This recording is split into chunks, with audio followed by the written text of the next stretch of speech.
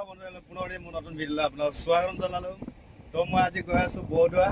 তো চাই থাকিব আজি শেষলৈ ভিডিঅ'টো অকণ স্কিপ নকৰাকৈ। কেনেকুৱা লাগে আপোনালোকে চব দোকান আজি নতুন প্ৰজেক্টৰ দোকান আপোনালোকে চাবলৈ নাপাৰিব। তো চাই দিয়ক ভিডিঅ'টো সম্পূৰ্ণ।